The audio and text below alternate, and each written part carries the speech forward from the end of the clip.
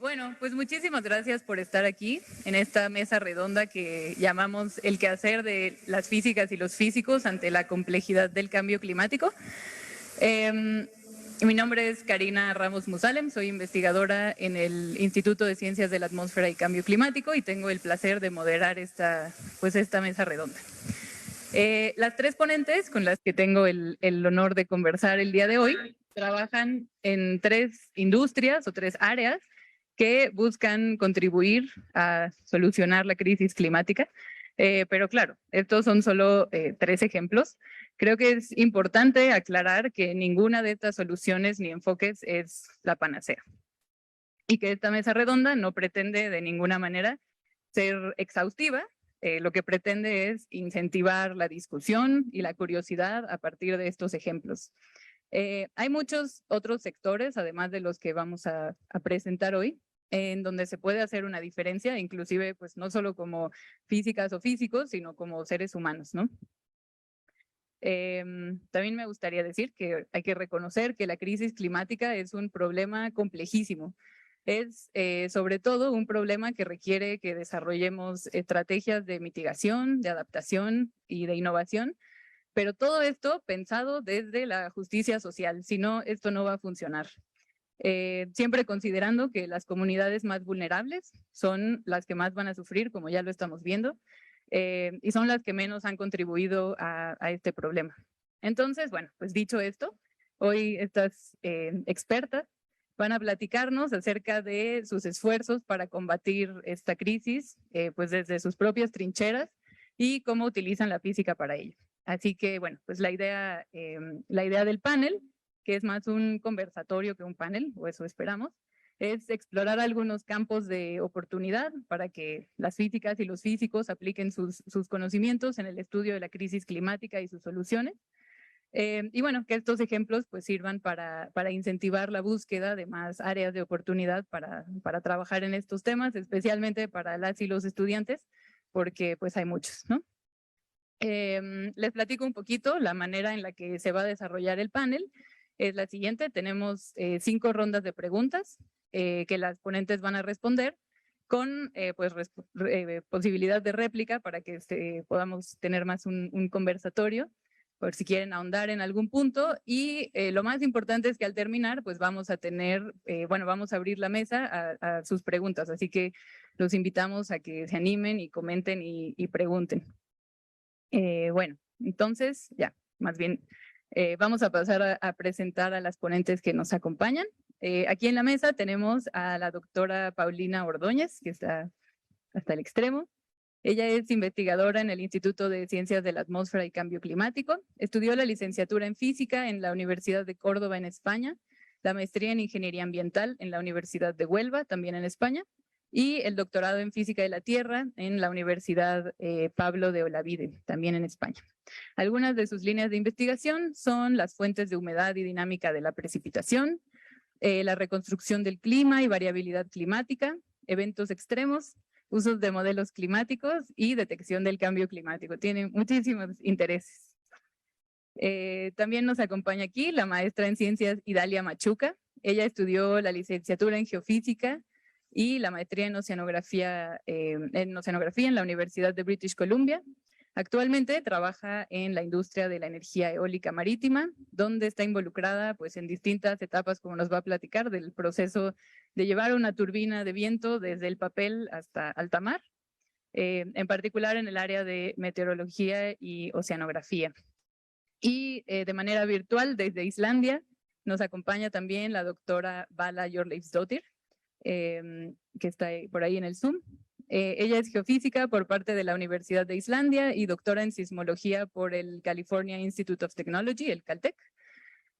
Vala fue investigadora asociada del Instituto de Geofísica de la UNAM y actualmente es jefa de innovación y planeación estratégica de Reykjavik Energy. Ella es experta en observaciones sismológicas, en modelación numérica y también pues ha trabajado diversos temas y proyectos que van desde la geodesia del fondo oceánico hasta la estimación de recursos geotérmicos. Entonces, bueno, pues muchas gracias a las tres por aceptar participar. Y bueno, pues sin más, yo creo que ya empezamos las preguntas. Entonces, bueno, la primera pregunta que quiero hacerles, o que me gustaría que nos platicaran, es ¿a qué se dedican y cómo se relaciona su trabajo con el cambio climático? Entonces, Paulina, si quieres empezar. Hola, muchas gracias por la invitación. Bueno, pues en esta primera pregunta me quería apoyar de una presentación. Es muy breve, ¿eh? ¿Pueden proyectarla, por favor? eh, Porque nos preguntan a qué nos dedicamos y cómo nuestro trabajo se relaciona con el cambio climático. Yo realmente me dedico al cambio, a la física del cambio climático y creo que llevo 20 años dedicándome al cambio climático desde que me gradué de física. Entonces, la mayor parte del tiempo en la investigación, aunque tuve un periodo en otra área que ya les platicaré después. Entonces, para contextualizarlo un poco, yo les quería mostrar, ¿conocen al panel intergubernamental de expertos para el cambio climático? Que son el conjunto de científicos de todo el mundo, incluidos de México, de nuestro instituto, pero de todos los países que recopilan todos nuestros artículos y los estudios que hacemos en cambio climático para que haya una evaluación comprensible y que todos podamos tener información objetiva y una opinión objetiva. Entonces, les quería comentar que en este panel y en el cambio climático sí hay como 3 grandes grupos. El primero, que son las bases físicas del cambio climático, a las que tenemos todo que hacer, los que estamos aquí presentes y un montón de estudiantes si deciden dedicarse a esto del cambio climático, pero hay 2 grupos más. Uno que es mitigación y otro impacto, vulnerabilidad y adaptación. En mitigación se trata de reducir las emisiones de gases de efecto invernadero y para ello investigar, bueno, ahora estamos hablando desde el área de la investigación, en todas las tecnologías que pueden hacer que emitamos menos gases en nuestra actividad industrial y en todas nuestras actividades sociales. Entonces, sobre todo, en este grupo de mitigación hay muchos químicos, ingenieros industriales trabajando. Y después está el grupo de impactos, vulnerabilidad y adaptación, en donde lo que ocurre es que aunque dejemos de emitir gases de efecto invernadero en la actualidad, lleguemos a cero, ya hay muchos que tienen un periodo de vida larga. Entonces, ciertos impactos son inevitables, aparte de que va a ser muy difícil que reduzcamos nuestras emisiones a cero. Pero suponiendo que ya se están dejando sentir los impactos y que lo va a haber, pues vamos a tratar de adaptarnos y de que el impacto no sea tan grande. Entonces, en este grupo hay muchos ecólogos que estudian los impactos en las especies marinas, vegetales, bueno, economistas, porque también hay impacto en los sectores sociales y productivos. Bueno, entonces el primer grupo que se dedica a las bases físicas del cambio climático es al que yo me dedico. Entonces, creo que lo saben, pero bueno, muy rapidito, el cambio climático son 5. El sistema climático no es solo la atmósfera, es la hidrosfera, que es todo el océano, los ríos, los lagos, la criósfera, el permafrost, los glaciares, los polos, la litosfera, que es el suelo, y la biosfera. Todos estos sistemas intercambian entre sí, son subsistemas abiertos y no aislados, intercambian materia y energía. Y todo el sistema climático con el exterior sí es cerrado porque no intercambia materia, pero sí energía. Entonces, nosotros estudiamos el sistema climático considerando los 5 subsistemas. El último informe de evaluación del IPCC sobre las bases físicas, bueno, pues se publicó, no lo mencioné, pero cada 5, 6 o 7 años sacan una revisión nueva. Ya les digo, en nuestro instituto también participamos en este informe y, por supuesto, en todos los organismos que estudian el clima en el mundo. Y entonces, bueno, aquí he puesto algunos de los principales puntos a los que nos dedicamos. El último salió en el 2021, lo pueden ver en la página del IPCC, aunque, bueno, es muy extenso, son unas 2000 páginas, pero es cierto que cuando uno leía los primeros, el del 2000, el del 2007, como que eran autosuficientes. Ahora ya se basan en los anteriores y a veces no es tan simple, aunque seamos físicos, entender este de 2021 sin conocer los previos, porque es como información que se va actualizando.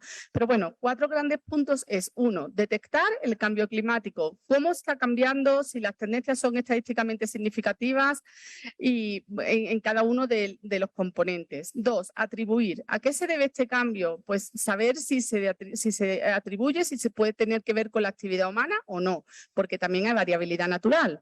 Luego, también una gran labor también de este grupo es hacer escenarios de cambio climático, proyecciones hacia el futuro, para lo cual utilizamos modelos. Y luego la última parte quizás no sea tan relevante, pero yo me dedico a ella. Como nos han preguntado, pues sí me dedico un poco también a relacionar los cambios climáticos regionales con el cambio climático global. Entonces, bueno, muy rápido, ¿eh? Solo el efecto invernadero, solo por muy rápido de verdad, lo que emite el Sol es radiación de onda corta, la Tierra la absorbe, saben la ley de Stefan Boltzmann, la de Bie, que son cuerpos negros y entonces lo emiten en el infrarrojo y bueno, si los espectros de absorción, la banda de absorción de cada molécula es algo que los físicos medimos en los laboratorios y muchos de ustedes se pueden dedicar a ello y es algo, entonces en la radiación de onda corta muchas moléculas como el metano, el dióxido de carbono, el vapor de agua no absorben estas moléculas, pero en el infrarrojo sí. Por eso es que no toda la radiación escapa de la atmósfera, sino que parte, vuelve y calienta la superficie de la Tierra. Nosotros en clase hacemos un cálculo muy sencillo que consideramos solo 2 capas y si no tuviéramos la capa intermedia de los gases de efecto invernadero saldría la temperatura promedio de la Tierra pues de menos 30 grados. Consideramos la tercera capa y entonces obtenemos unas temperaturas promedio como las que tenemos en la realidad. Solo para decirles que el efecto invernadero existió siempre y es parte importante de por qué la temperatura y la vida en la Tierra es la que es. Pero ¿qué ocurre en las últimas décadas? Y pues que cada vez se retiene más calor en la atmósfera. Entonces, bueno, esto es un esquema que hay en el IPCC donde una componente importante es observar el sistema climático con datos en superficie, en boyas, altímetros, satélites. Y aquí una de las partes que se está observando es que cada vez se retiene más calor porque esa capa de efecto invernadero, esa capa de gases de efecto invernadero es cada vez mayor porque emitimos muchos gases de efecto invernadero con la actividad industrial. Y entonces, ¿qué ocurre? Que la última estimación, esta es del año 2014, en este último informe de evaluación del IPCC, hay una más precisa, seguramente más alta, pero no encontré que este esquema estuviera tan bien representado. Bueno, se van acumulando, en el año 2014 ya era 0,6 vatios por metro cuadrado. Esto es el forzamiento radiativo, la diferencia de la energía que entra y la que sale. Entonces, cada vez no hay equilibrio, nos estamos desviando del equilibrio y cada vez se acumula más radiación y, por tanto, la temperatura sube. ¿A qué se debe? Aquí ya estamos un poquito en atribución del cambio climático. Ven que son gases de efecto invernadero, el uso de la tierra, estamos deforestando pues, el Amazonas, cambiando el uso del suelo. Saben que según el tipo de uso del suelo se absorbe más energía o toda se refleja, o se refleja la gran parte, como pasa en el hielo, etcétera. Bueno, esto sería ya atribución. Bueno, y que observamos todo el sistema climático, tanto en los organismos científicos como en los sistemas meteorológicos de cada país. Y somos físicos casi todos los que trabajamos en esto, en observación del sistema Tierra. Y bueno, pues no solo la temperatura, también aquí vemos como la extensión del hielo marino en el Ártico va disminuyendo, se utilizan altímetros, satélites y bueno, hay varias bases de datos, unas son de la NASA, otras son de la Agencia Europea, de distintas agencias meteorológicas y los datos son coincidentes, tienen incertidumbre y bueno, pues así se va viendo cómo está cambiando el clima en las últimas décadas. Atribución. ¿A qué se debe? También es otra labor importante de los físicos, bueno, que cuando ya nos especializamos en esto, yo por ejemplo soy física pero me considero climatóloga realmente. Atribución. Atribución se hace principalmente con modelos, pero también la hacemos estudiando el paleoclima, o sea, el clima a escalas geológicas, a escalas mucho más grandes y bueno, aquí vemos cómo se utilizan mucho tipo de datos para estudiar el clima en décadas, milenios, millones de años. En los últimos 100 años solo tenemos el periodo instrumental. Hay algunos países de Europa que desde 1700 y tanto tienen ya los primeros barómetros o termómetros, pero muchos países hay 20 años, si bien nos va, en África. Entonces, bueno, pero eso siempre en los últimos 100 años. Entonces utilizamos datos de anillo de árboles, documentos históricos, testigos de hielo, sedimentos, para ver lo que ocurría en escalas mucho más grandes. Cuanto más atrás nos vamos, menos resolución espacial tenemos y también menos resolución temporal. Pero esto nos permite saber cómo ha cambiado, si ha habido épocas más frías o más calientes que la actual. Bueno, esto fue un ejemplo de una campaña para que observen en cuántos puntos del mundo se suelen tomar muestras y se comparan y los resultados son consistentes. Los testigos de hielo, la primera vez que se analizaron, bajaron a 4.000 metros de profundidad en Vostok, fue cuando se reconstruyeron las épocas glaciares e interglaciares, que todos conocen, ¿no? Y que pues ya después un físico matemático, que se llama Milankovitch, pudo reproducir una teoría que más o menos funciona, y las épocas glaciares o interglaciares sabemos que se deben a la actividad solar, pero no a la intensidad, a la actividad orbital.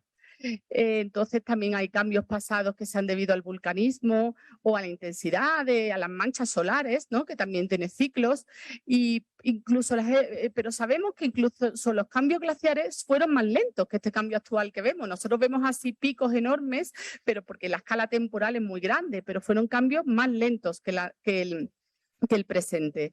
Bueno, pues el paleoclima sirve para hacer atribución porque tenemos conocimiento de otros cambios en el pasado y conocimiento científico que nos sirve para aplicar al presente. Pero sobre todo la atribución se hace con modelos climáticos. Un modelo climático es en el que se representan, tienen los 5 componentes del subsistema. Nosotros trabajamos más con el de la atmósfera, pero esos intercambios de energía y de materia, uno en el de la atmósfera, lo que puede tener un valor predefinido o puede estar en contacto con el otro subsistema, según trabaje, ¿no? Se representan las principales ecuaciones de conservación de la energía, del momento, de la masa, del agua, la ecuación de estado. Como ven, todo es física. Y entonces son ecuaciones que no se resuelven analíticamente, sino con modelos numéricos, discretizando. Hace falta una capacidad de cómputo enorme. México no tiene un modelo climático. No todo. Hay 4, 15, 14, 15, quizá ya haya 17 modelos climáticos en el mundo. Tienes Estados Unidos, Canadá, por supuesto algunas agencias europeas, Japón, Australia. En México somos usuarios. Nosotros somos usuarios de esos modelos climáticos y a veces anidamos modelos climáticos regionales para saber con más resolución lo que pasa en nuestro territorio, pero siempre usando modelos globales que han realizado otros y que siempre funcionan mejor según las latitudes o las zonas que los desarrollaron. Eso es lo que estamos comprobando. Pero bueno, ¿cómo se hace atribución? Aquí ven en la derecha unas gráficas muy conocida del IPCC, en la que si nosotros a estos modelos los corremos considerando las concentraciones de gases de efecto invernadero que ha habido en la realidad, reproducimos el clima observado, el clima de los 100 años anteriores. Sin embargo, si no tenemos en cuenta estas concentraciones de gases de efecto invernadero, los subestimamos mucho, ¿no?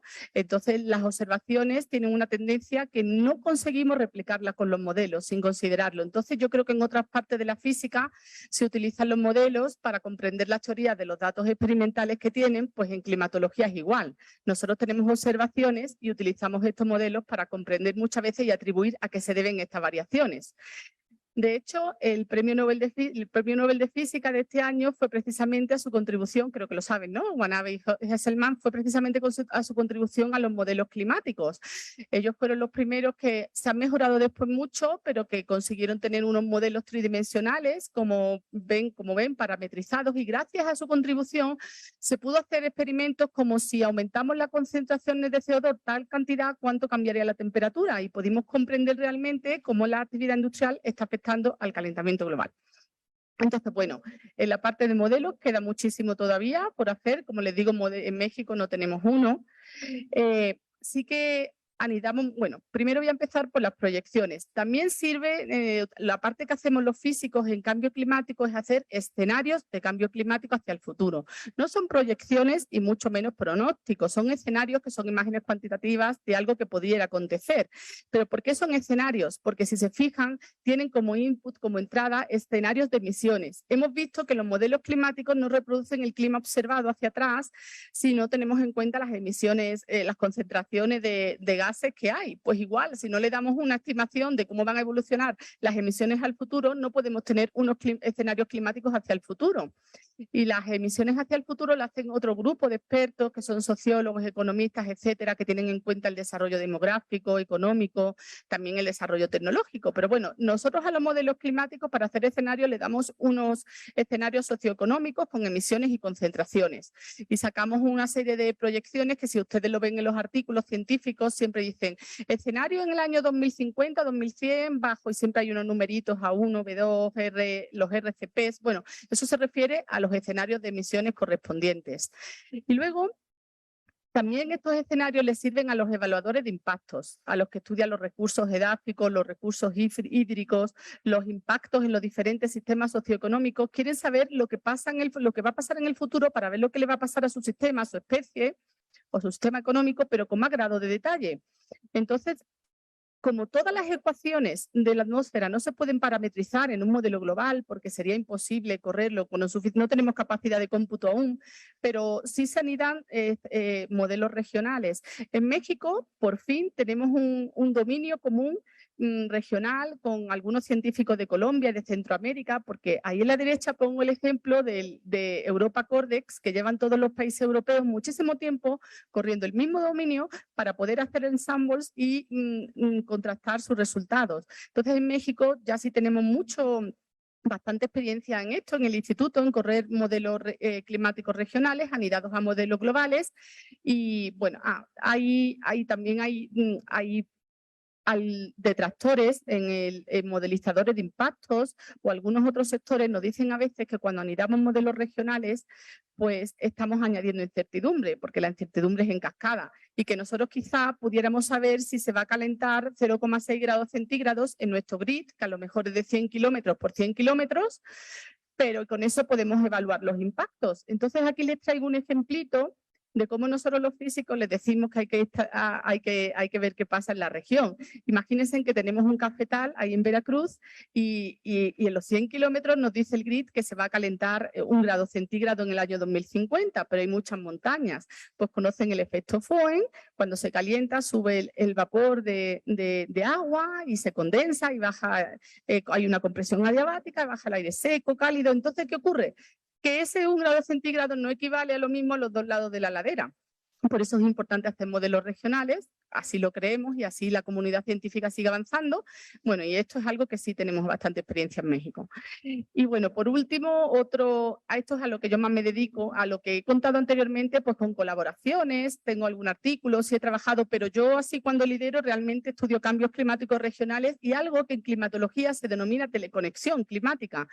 Y entonces vemos cómo los cambios regionales tienen que ver con cambios globales.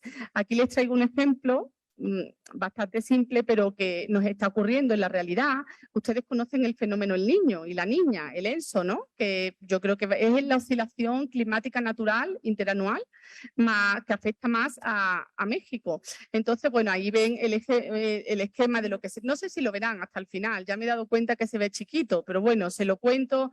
Cuando está la niña, la termoclina está muy inclinada y el agua fría se acumula mucho en una parte de la cuenca del Pacífico y la cálida en otra, y cuando tenemos el niño, esa termoclina está casi horizontal.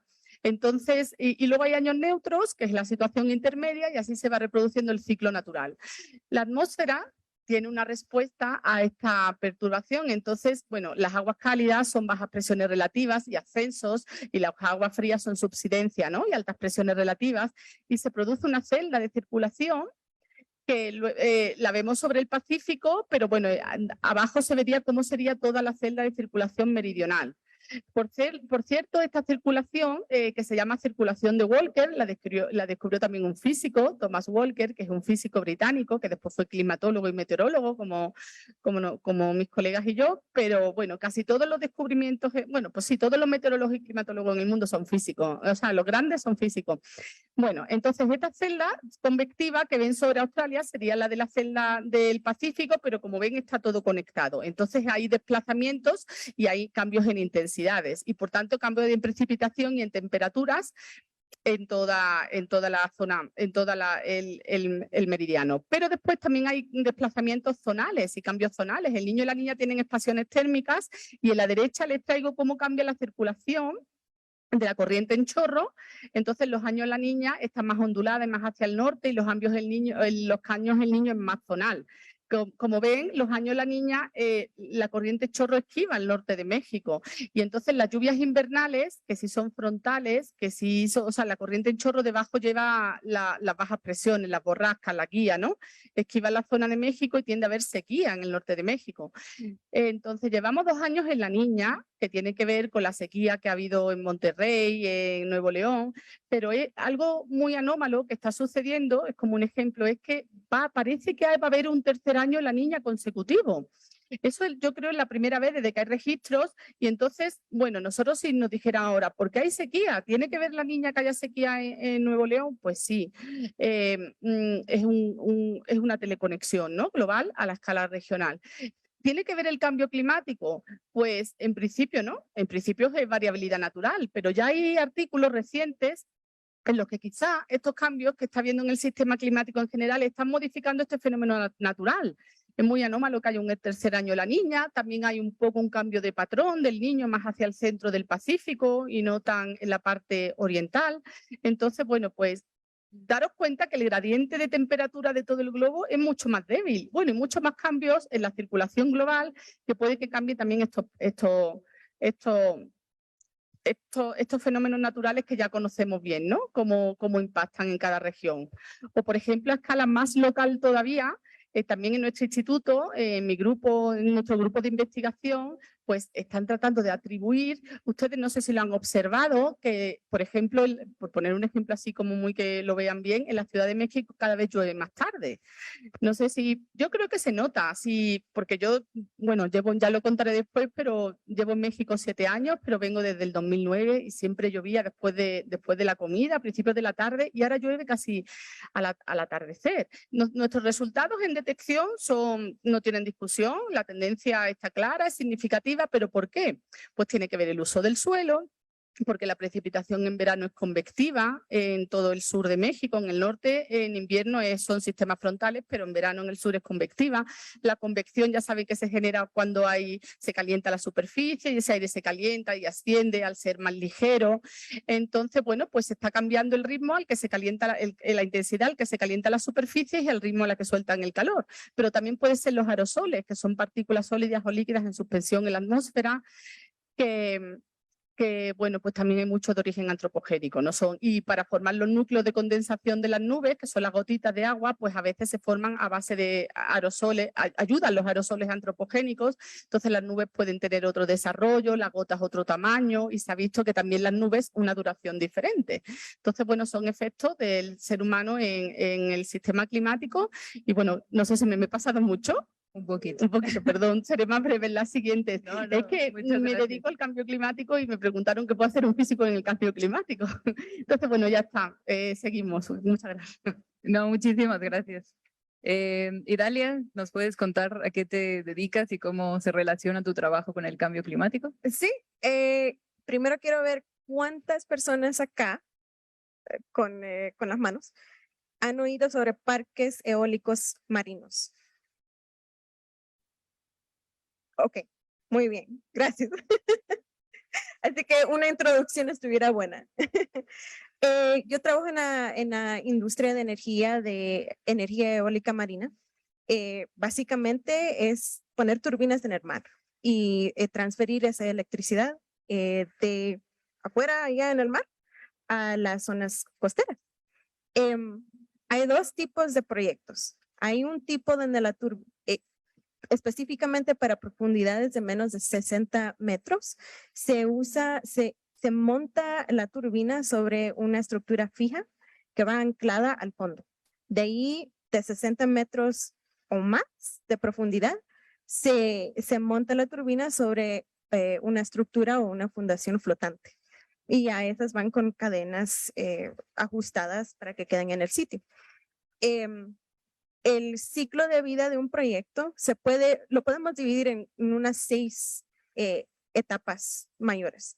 Primero, la caracterización del sitio. Ahí vienen las investigaciones de geotécnica, geofísica. En la industria hay algo que se llama Met-Ocean en inglés, que es una combinación de meteorología con oceanografía física. Y ya cuando se entienden las condiciones ambientales, ya uno puede seguir a la segunda etapa, que es el diseño. Allí vienen las compañías privadas que hacen el diseño de las turbinas, las compañías que hacen el diseño de las fundaciones.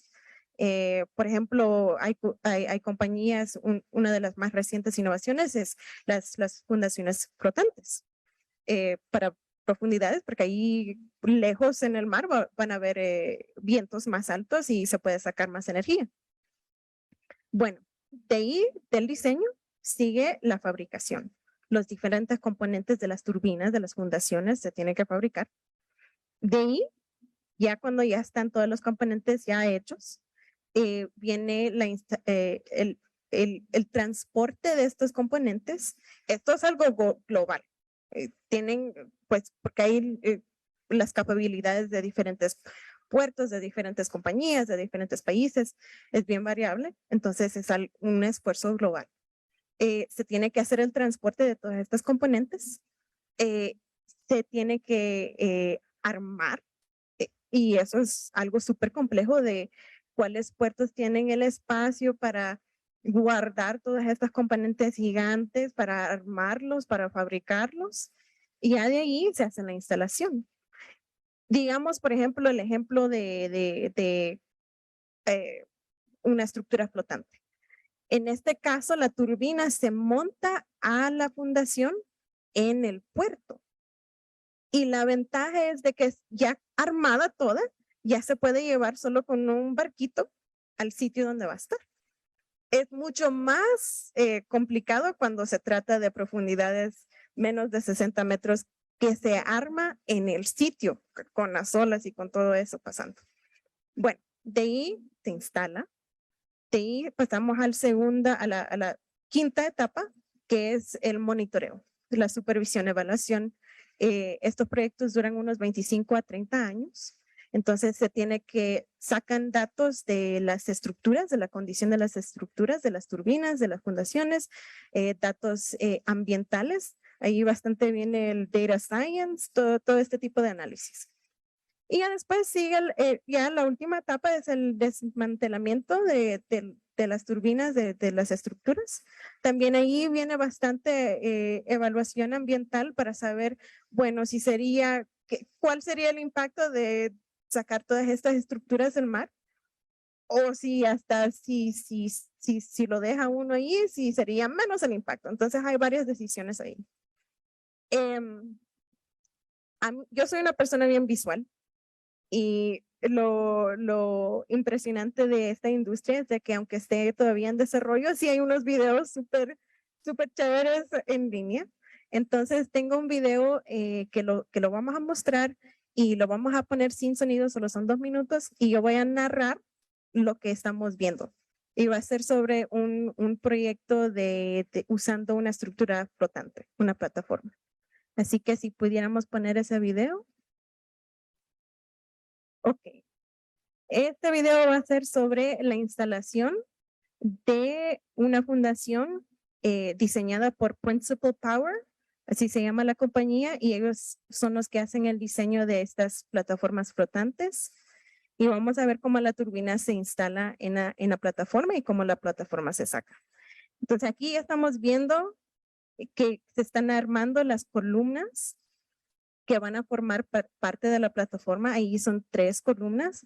Ahí se ven las palas de las turbinas gigantescas. Ya ven qué grandes son los camiones ahí. Los barcos también gigantes con grúas gigantes para poder manejar estas estructuras. Las cadenas también pudimos ver. Y este proyecto fue puesto 20 kilómetros de la costa de Portugal. Y ahí se ven las torres que van a formar parte de las turbinas.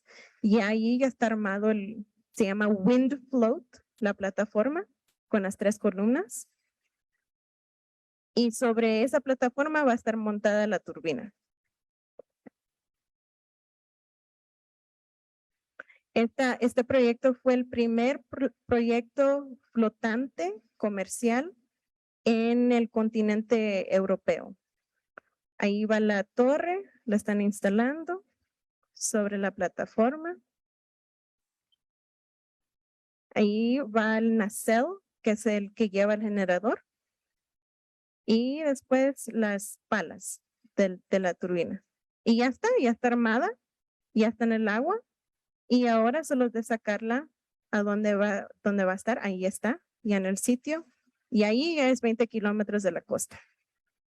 Y ya están en operación y debajo del agua hay cadenas manteniéndolo en su puesto y también cables que llevan la energía a la ciudad. Ok. Y ahí se ven. Aquí solo vemos 3, pero todos los proyectos que se están planeando son de 100 estructuras.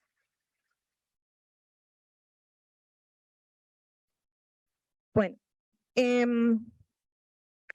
la compañía que hizo la plataforma, como mencioné, se llama Principal Power. Yo empecé en la industria trabajando con Principal Power. Sí, es una ingeniería, un campo que se llama MetOcean, que es meteorología y oceanografía, porque eso es parte de mi estudio, de lo que yo hice en la maestría. Entonces, en las próximas rondas vamos a platicar un poquito más sobre mi experiencia trabajando con Principal Power y también en el trabajo donde estoy ya después de esa experiencia con ellos. Muchas gracias, está muy interesante. Bueno, finalmente, Bala, espero que nos escuche por ahí en el Zoom. ¿Nos puedes platicar un poquito a qué te dedicas y cómo se relaciona tu trabajo con el cambio climático? Sí, claro, ¿me escuchan? Sí, sí, te escuchamos. Súper, muy bien. Bueno, yo trabajo como responsable de innovación y planeación estratégica en la empresa Reykjavik Energy.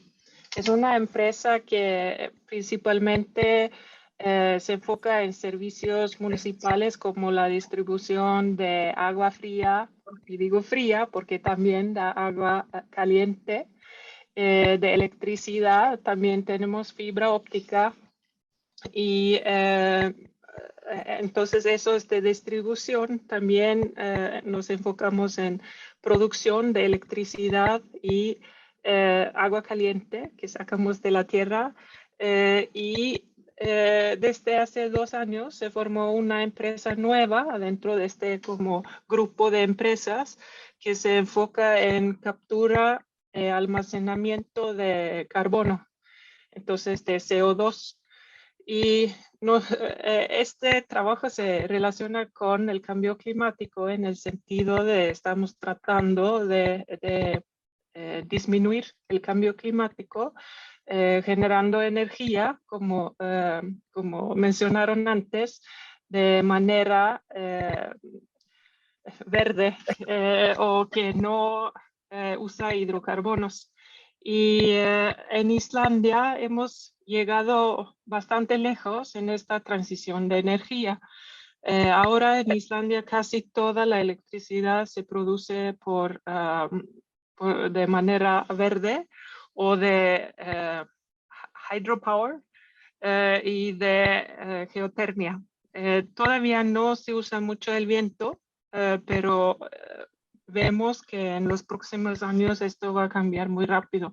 Ya muchas empresas quieren empezar a producir electricidad usando el viento. Y lo nuevo aquí, es como, digamos, como el CFE, el Conagua, todo esto juntado en un grupo de empresas. Y lo que hacemos nosotros es usar investigación para como mejorar los métodos y bajar el costo de la producción de electricidad y agua caliente. Y digo, repito y repito agua caliente porque aquí en Islandia usamos directo el agua caliente que viene de la tierra para la calefacción de los edificios. Y eso, imagínense, en Islandia es muy importante porque sí hace frío y yo creo por eso no, nos hemos podido hemos podido tener un estándar de vida bastante bien porque nadie piensa en la calefacción. Aquí siempre hace calor adentro de la casa y eso es por el uso de geotermia. Y ya ven que en Europa en este momento hay muchos problemas de la energía y es porque ya Putin no quiere mandar el gas a Europa o Europa no quiere comprar el gas de Putin y entonces los precios de electricidad están subiendo mucho y vemos que en el invierno en Europa mucha gente van a tener mucho frío y pues para gente de bajos recursos no van a tener la capacidad de comprar calefacción y va a causar muchos problemas en Europa en invierno. Esperamos que no, pero es algo de que nos preocupamos mucho aquí. Entonces Europa está ya cambiando mucho a energías renovables y por dos razones, por el cambio climático, pero también por esto como de la situación política, pero es bueno para el clima. Y al final les quería contar un poco de lo que mencioné de esta empresa de Carbfix, que empezó como un proyecto de realmente limpiar los gases que salen de nuestros campos geotérmicos. El agua caliente de la tierra también vienen gases, entre ellos, ya no sé las palabras españoles, pero H2S, H2S y el CO2. Y lo que hacemos ahora es podemos capturarlos y hacer un poco o un estilo de agua con burbujas y eso mandamos a la tierra y ahí reacciona con las rocas que tenemos aquí en Islandia y se vuelve roca. Entonces el CO2 que iba a salir a la atmósfera y causar cambio climático ya regresa a la tierra donde se vuelve roca y se queda ahí. Y esa empresa hace 2 años tenía 4 empleados, ahora tiene como 30 y está creciendo rapidísimo y esperamos que es un método que podemos usar en muchos lugares para como evitar que escapen estos gases y causen cambio climático. Y mi rol en todo eso, ¿qué es? Bueno, yo soy directora o jefa de un departamento que hace estos estudios o investigaciones de nuevos métodos para mejorar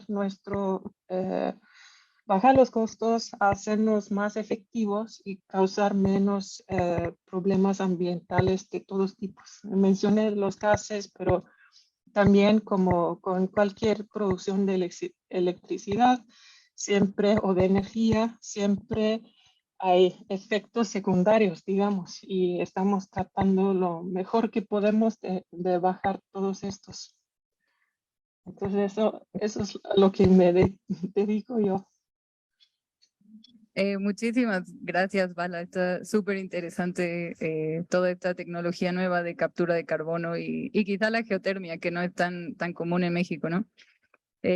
Bueno, creo que vamos a reducirnos a 4 preguntas para que haya tiempo, para que haya preguntas del público. Pero bueno, entonces ahora quería preguntarles un poco de pues de su trayectoria académica y profesional. Cómo llegaron al trabajo que tienen ahorita y pues cuál ha sido su trayectoria académica, ¿no? Para llegar ahí. Ok, sí, ahora voy a ser muy breve. Bueno, pues yo estudié la licenciatura en física en España, allá se llama fundamental.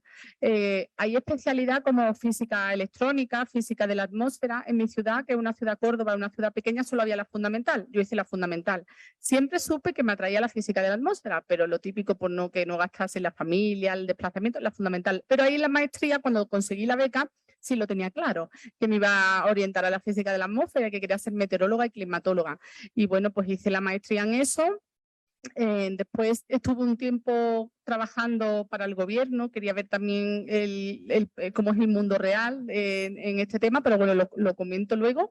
Finalmente el doctorado en física de la Tierra, en realidad es física de la atmósfera. Física de la Tierra es como diría yo, como allá lo denomina el ministerio, es como digamos el término que CONACYT aquí le daría, ¿no? Es un área que aquí es matemática, física y ciencia de la Tierra. Pues allí las físicas se dividen y física de la Tierra es mi doctorado, pero en realidad física de la atmósfera.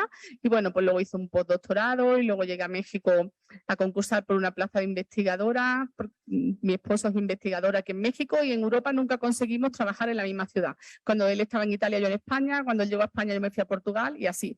Y en México, pues no fue muy bien en ese aspecto y bueno, pues nada, aquí trabajo. Yo empecé con la bachelor's, licenciatura en geofísica, después hice la maestría en oceanografía física y de ahí me sentí lista para probar empleo en la industria. Así que chequé en LinkedIn, chequé los trabajos que habían ahí y vi uno que me pareció más o menos relacionado a lo que había hecho en los estudios, que era el MetOcean. Ingeniería en eso. Yo no soy ingeniera, yo hice la maestría en oceanografía física. Y mi primer trabajo fue de eso con Principal Power, que fue la flotante que vieron en el video. Y allí aprendí bastante sobre la industria y me sentí lista otra vez, después de 2 años, a explorar un poquito más en la industria, pero otras cosas aparte del MetOcean. Entonces, conseguí empleo con una compañía que se llama DNV, es una compañía basada en Noruega. Así que DNV quiere decir algo más en otro lenguaje. Si lo buscan lo van a encontrar, pero la compañía hace advisory, que es como, somos como en inglés se llama como third party advisory y certificación. Entonces nosotros somos las personas de que, digamos, en toda la compañía tenemos expertos en varias áreas, incluyendo a la energía eólica marina, pero no solo eso, bastantes ingenieros de todos tipos, científicos, todos tipos, y nosotros proveemos verificación, asistimos a las empresas que hacen este tipo de desarrollo de energía y otras cosas más. Y ahora ya hago bastantes cosas, no solo la ciencia en donde yo me eduqué, también otras ciencias y también otras áreas, diferentes áreas económicas, presupuestos, bastantes. Entonces, sí, creo que después tal vez vamos a llegar a la pregunta de consejos y ahí voy a hablar un poquito más sobre eso. Muchas gracias, Bala. Bueno, yo estudié geofísica aquí en Islandia y luego me fui a California. ¿Quién no quiere vivir con las palmeras? Y fui ahí a estudiar también geofísica enfocado en sismología. Y después de mi doctorado fui a Nueva York, donde seguía trabajando en un postdoc en sismología. Después de eso, voy a trabajar como investigadora en la UNAM, en el Instituto de Geofísica, estudiando temblores. Y hace 4 años nos mudamos aquí a Islandia y cuando iba a Islandia estaba buscando trabajo y vi ahí que que había un trabajo donde se podía estudiar o más bien generar temblores. Entonces, esto se me hizo súper interesante y ahí lo que pasa es en estos campos geotérmicos sacamos agua de la tierra, pero luego no la podemos poner en la tierra, en la superficie, porque así se contamina el agua. Entonces hay que reinyectarlo, pero al reinyectarlo causamos sismos no muy grandes, pero algunos sí se llegan a sentir. Y pues eso es uno de estos efectos ambientales que no queremos y el estudio aquí era cómo podemos inyectar el agua sin generar sismos. Pero se me hizo exageradamente interesante tener como un laboratorio donde se genera sismos. Y así yo entré a esta empresa de energía, pero luego el tema de la energía, cómo se genera y cómo se planea, ¿no? Cómo decidimos, queremos más energía, cómo la producimos, de dónde la sacamos y cómo se toman estas decisiones. Eso es lo que estamos haciendo ahora y sí, también se me hizo súper interesante. Entonces ha sido como una trayectoria como muy, una vuelta larga, pero aquí estoy. Sí, parece que es un poco como de animarse a probar cosas que crees que no puedes hacer, ¿no? Que no estás capacitado para hacer. Ok, bueno, la siguiente pregunta es, ¿qué áreas de oportunidad hay para las físicas y los físicos en el área en la que trabajas? ¿Y cómo crees que sus aptitudes pueden ser útiles o valiosas? Digo, Paulina ya nos dijo todas las áreas de la... Sí, pero bueno, las áreas de oportunidad todas, pues son físicos. No sé, hay que especializarse. Cuando uno estudia física fundamental, falta conocimiento, mientras que otros están estudiando física de la atmósfera. Yo estudié nuclear, atómica, no sé, cuántica, que ya ni me acuerdo, pero luego ellos están estudiando termodinámica de la atmósfera, pero bueno, luego en la maestría, para ellos fue un repaso, yo me lo estudié, pero los físicos están preparados para trabajar en esto, por supuesto. Entonces hay que saber física, clásica sobre todo, muchas matemáticas, ecuaciones en derivadas parciales, por ejemplo, fundamental, pero estudio y pues todo, yo creo que todo. O sea, si está un físico está totalmente preparado para dedicarse a este campo.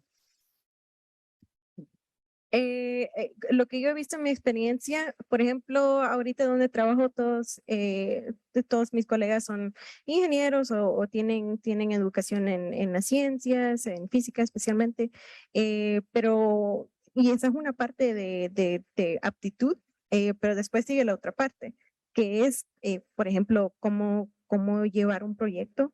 En la industria, la terminología es project management, que es súper importante en la industria donde estoy. Todavía todo se está desarrollando, entonces los ingenieros tienen que hacerle de project manager. Y eso es algo de que se aprende bastante en la escuela, porque pues uno tiene que hacer la investigación independientemente, tal vez con un supervisor, pero la responsabilidad es del estudiante. Yo me acuerdo de cómo se sentía. Otras cosas, haciendo charlas así, comunicación es súper importante. Aunque tenga los mejores resultados, hay que comunicarlos. Entonces, hay varias de esas otras aptitudes de que son súper importantes y que le dan valor a uno, digamos como en la industria, de que todo esto se mide y todo esto es valioso. Gracias. Bala. Sí, estoy de acuerdo con todo esto y algo que creo es súper importante es que en la ciencia no es importante el conocimiento, lo que es importante es la manera de pensar. Y yo creo eso es lo que se llevan los estudiantes de física, ¿no? Es una manera de pensar. Y creo que hay pocos que van a usar las mismas ecuaciones que estudiaron en la licenciatura, pero es más bien tener problemas difíciles que no sabemos cómo resolver, tenemos una manera de pensar en ellos y tenemos esta capacidad de manejar proyectos, que también es muy importante, como dijeron.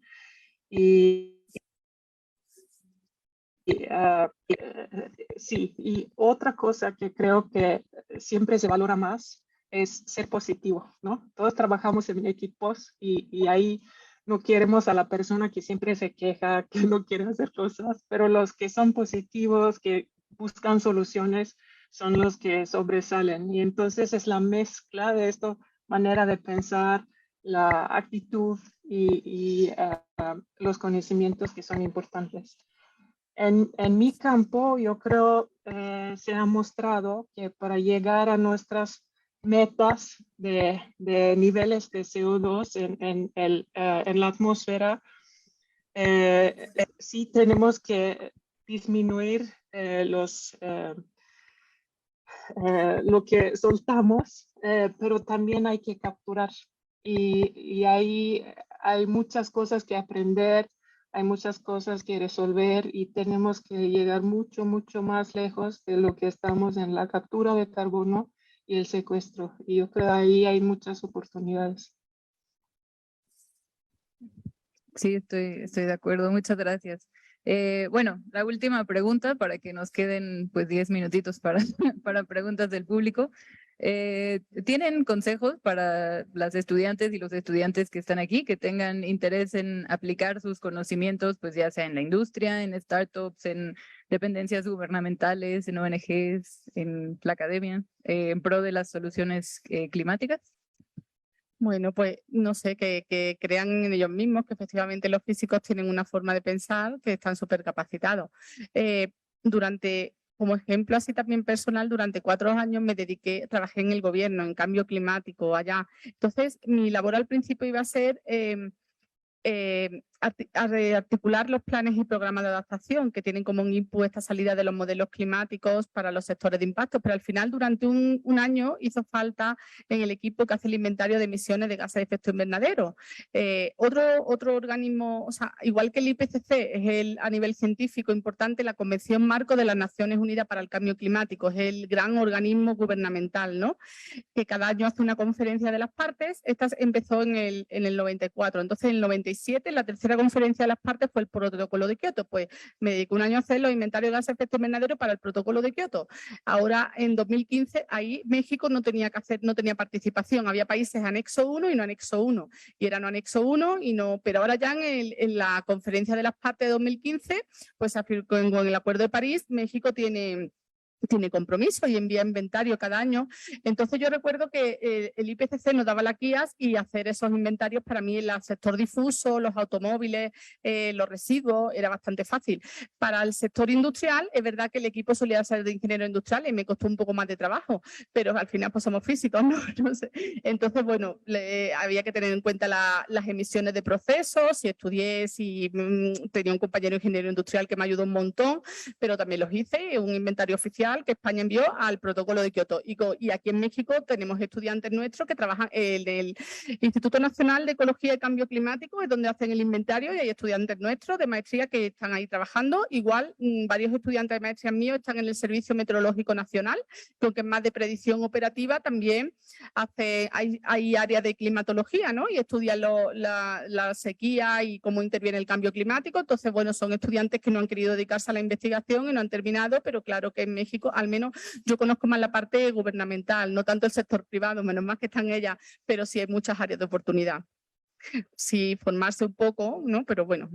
Claro, es muy importante también participar en esas, digo, no, está muy bien justo que tengamos la participación de la industria, pero también las organizaciones gubernamentales, que son las que están revisando todo eso, ¿no? Yo, cuando terminé la maestría, yo pues fui experta en lo que yo estudié, en mi investigación. Y la comunidad académica espera de que uno sea experto porque pues uno hace la tesis y todo eso. Pero al cambiar a la industria, me puse esa presión para sentirme experta en el trabajo que estaba haciendo en el primer día de trabajo.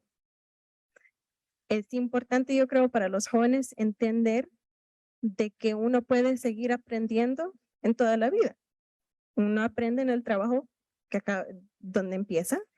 De allí uno puede hasta expandir sus conocimientos en otras áreas. Entonces es importante entender eso porque también eso ayuda a tener un poquito más de confianza en aventarse en algo de que uno no estudió necesariamente, pero tener esa confianza de que uno pueda seguir aprendiendo y aprender de lo que se va a tratar.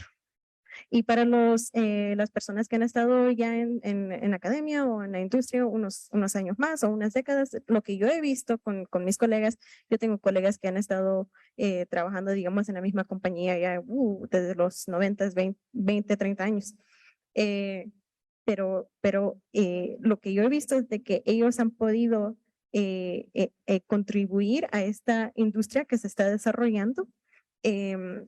Porque ellos en su carrera han diversificado su perfil, entonces han aprendido de todo. Y un comentario que quiero hacer es, solo porque no existe una industria en algún lugar, no quiere decir de que uno no se pueda preparar.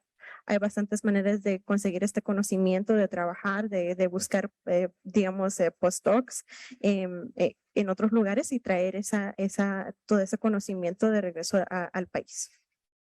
Sí, muchas gracias. Bala. Y mientras Bueno, pueden ir preguntas, ay, perdón, Bala. Sí, no tengo mucho que agregar a lo que dijeron ellas, tal vez solo mantener la curiosidad. Y tiene que ver con eso de que siempre nos desarrollamos, ¿sí? Salimos con la universidad con algún conocimiento, pero luego pues nos lleva a algún lugar y ahí aprendemos más, y luego nos lleva a otro lugar y ahí aprendemos más, y así nos seguimos desarrollando. Yo creo justo eso lo que dijeron, no tener miedo de hacer algo diferente. Tienen esta manera de pensar y eso juntado con la positividad y con la curiosidad, ya se puede hacer todo, ¿no? Muchas gracias. Bueno, tenemos al menos tiempo para algunas preguntas, si quieren hacerle a cualquiera de las panelistas. Y si alguien nos puede ayudar con los micrófonos.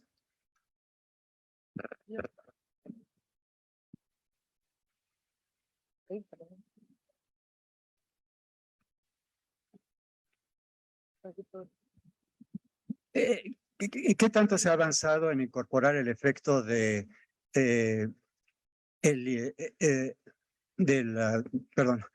mar, del océano con la atmósfera?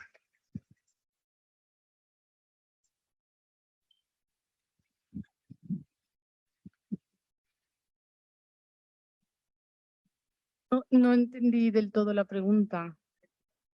Ajá, la interacción océano-atmósfera. Pues no, sí, los modelos están acoplados. Hay modelos acoplados, interacción océano-atmósfera. Es verdad que al principio corríamos más modelos atmosféricos, pero en nuestro instituto los que se usan ahora en su mayoría son modelos acoplados, así se llaman. En vez de AGCAO, bueno, Accopulated Ocean Atmosphere, sí, son modelos acoplados. Entonces, justo esos dos subsistemas son los que mejor se han acoplado y son los que normalmente sí se usan unidos que los otros tres subsistemas del sistema climático. Pero el océano atmósfera sí.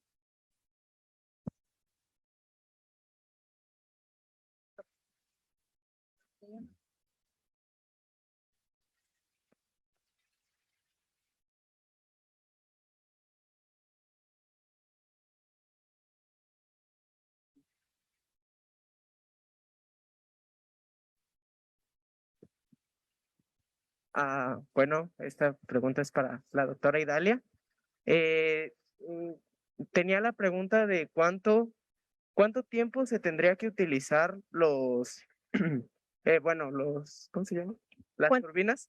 Ajá, las turbinas en el océano, bueno, para que compense el impacto ambiental que se hace para fabricarlas y si llega a afectar la fauna o la flora del océano, ¿cuánto tiempo se tienen que utilizar esas turbinas para contrarrestar ese impacto ambiental? Eso suena como un proyecto. Muy buena esa pregunta. Y chistoso que no he conseguido esa pregunta en el trabajo. Entonces, muy buena pregunta. No sé cuánto, como dijo Karina, no es una panacea. Ninguna de estas, de estos esfuerzos tomará pues todas las soluciones que nosotros podamos buscar. De ahí había una pregunta sobre fauna. Bueno, pues más que nada porque siento, o no sé la verdad cómo sea específicamente el proceso, pero si me podría decir si acaso se llega a afectar la flora o la fauna del océano en la construcción de esta. Sí, una de las cosas que la industria está tratando de hacer es, por ejemplo, cuando la industria de petróleo no fue muy cuidadosa de estas cosas. Entonces, algo de que se trata de hacer con regulaciones y todo eso es una investigación de estos tipos de impactos. Entonces, por ejemplo, ballenas. Las ballenas en los Estados Unidos son bien protegidas. En la costa este hay se llaman right whales, que son sagradas para las comunidades indígenas. Entonces, parte de la mitigación de que se hace para proteger estos animales, hay varias cosas, pero por ejemplo, se hace como una esfera de burbujas alrededor de donde se va a hacer el drill y todo eso para atenuar el sonido de lo que va a causar la instalación. También se llama como un comienzo de las instalaciones suaves para que el poco de ruido que haya, como que los peces se vayan de ese lugar para no ser impactados. Pero esto es todo otra área de investigación completamente diferente. Como mencioné, eso es parte de la caracterización y de obtener permisos. Hay gente que solamente se concentran en ese tipo de preguntas. Entonces, es una buena avenida para empleo. Gracias.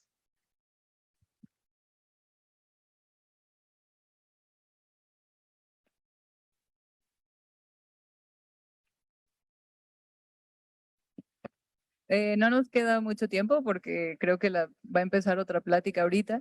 Pero bueno, quizá una pregunta más si alguien tiene. Buenas tardes. Disculpen. ¿Hay motivos para creer que las fases del Niño Oscilación del Sur serán más intensos en años próximos? Y de ser así, ¿hay forma de predecir si serán más catastróficos que provechosos para la sociedad? No entendí la segunda. La primera pregunta sí está cambiando y si hay algunos, no creo que todavía haya nada muy concluyente, si hay algunos artículos que apuntan a que pueda ser más intenso, lo que sí es que está cambiando en el patrón, pero ahí hay un área de investigación bastante activa en si el cambio climático está cambiando el comportamiento de este fenómeno natural. Parece que hay tendencia a más intensidad, pero creo que aún no hay algo concluyente. Y la segunda pregunta era que si hay forma de predecir si serán más catastróficos que provechosos para la sociedad.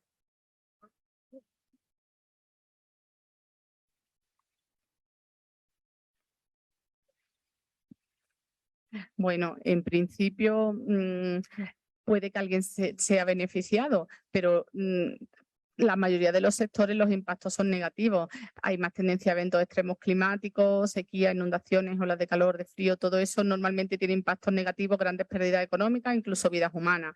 Es verdad que en el área de los impactos en sectores económicos puede que haya áreas de oportunidad, claro. Puede que haya impactos en la agricultura, en el maíz y se produzca más otro cultivo en otra zona o que haya muchas olas de calor.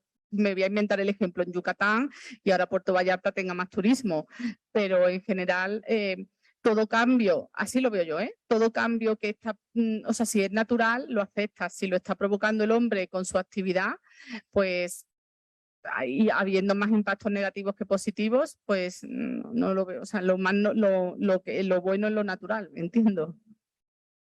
Muchas gracias.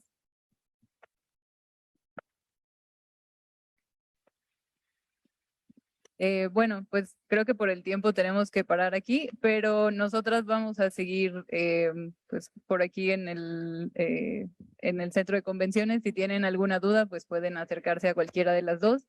Y bueno, si alguien tiene dudas, si quiere contactar a Bala, me puede enviar un correo y yo se los puedo mandar con mucho gusto. ¿Sí? Bueno, pues muchas gracias, Paulina, Idalia y Bala, por estar aquí y a todos ustedes por acompañarnos.